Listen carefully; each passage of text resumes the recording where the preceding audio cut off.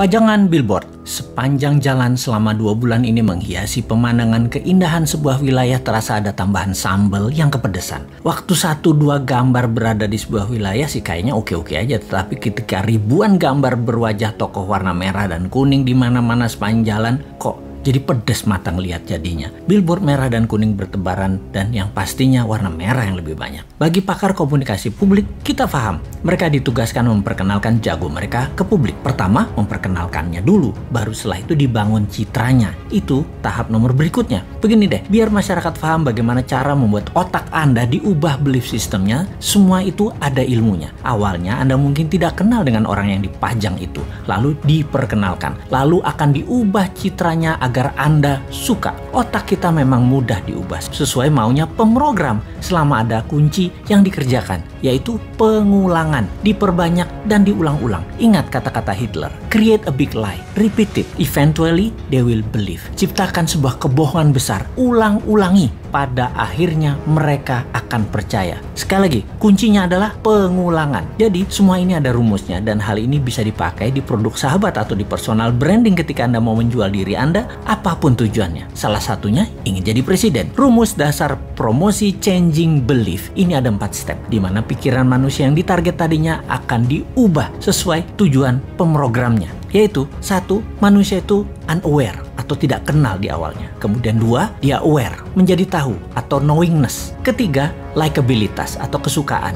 Keempat, trust atau percaya. Catatan penting, trust adalah kunci pemilih akan mencoblos dan inilah hasil akhir yang ditarget. Kembali ke cara jualan. Billboard bisa sekali membuat level 1 ke level 2 dan itu mudah, no issue. Seninya adalah dari nomor 2 ke nomor 3. Membuat orang tahu tadi menjadi suka. Ini nggak gampang karena perlu pengulangan. Suka itu masalah image, citra diri, dan di sini tim kampanye akan membuat sebuah program berikutnya. Setelah suka, bukan berarti langsung dipilih, namun ketika trust didapat atau kepercayaan didapat, barulah orang memilihnya. Sekali lagi, inilah yang jadi hasil akhir di mana otak Anda yang ditarget itu harus percaya. Dapat kita lihat sekarang, semua yang memajang dirinya agar menjadi terkenal atau knowingness-nya tinggi, bisakah dibarengi dengan tingginya nilai kesukaan? Bagaimana caranya? Kita lihat cara kerja tim kampanye yang akan memframing masyarakat. Rasanya sulit kalau hanya pakai narasi, harus pakai karya. Kalau prestasi dengan award atau penghargaan itu sudah kuno, dapat gelar ini itu juga itu cara lama. Sulit menaikkan kesukaan dengan cara-cara seperti itu sekarang. Anak generasi IG dan generasi TikTok nggak bisa dengan cara itu. Beda mereka itu. Tapi bener deh, saya menduga dulu alias beberapa tahun yang lalu bahwa di tahun 2024 nanti orang yang menang di dunia digital atau di dunia maya peluangnya besar untuk dikenal dan disukai. Namun fakta menarik, karena ekonomi tidak tumbuh seperti janji kampanye, maka dunia maya hanya bisa mencapai 80%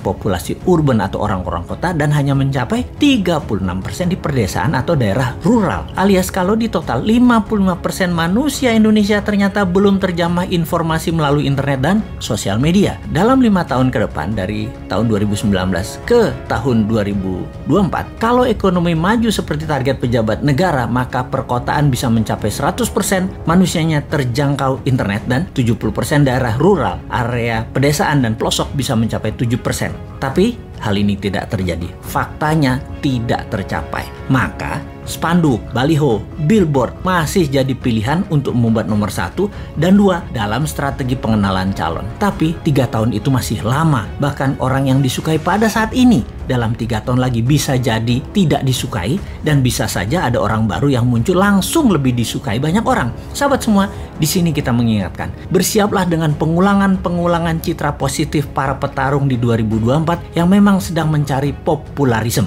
Semoga Anda tetap dalam keadaan sadar bernegara yang berdaulat, tidak seperti pemimpin 20 tahun terakhir ini arah bernegaranya yang miring ke sana, miring ke sini. Walau pengulangan tadi masif, terprogram, terstruktur, selama Anda dibekali akal sehat, ya tetap bisa memilih yang akan membuat Indonesia tahun 2045 menjadi negara superpower, bukan jadi negara budak seperti selama ini. Kita tetap menantang mereka yang akan manggung dengan konsep bernegaranya seperti bagaimana prioritas luar negerinya, bagaimana UKM-nya, bagaimana kesehatan masyarakatnya, bagaimana punyakah kekuatan penggentarnya, tegas dengan orang korupsi sampai hukum mati juga bandar narkoba, dan bagaimana agar pemerataan pendapatan masyarakat dengan oligarki diberangus. Ada nyali nggak untuk mengerjakan semua itu? Masa hanya ada satu orang bosman aja yang tersedia, yaitu Putinnya Indonesia, yang kayaknya sih lengkap konsepnya. Ya, gak pantas lah orang bodoh ngaku pinter itu untuk ikut menari di 2024.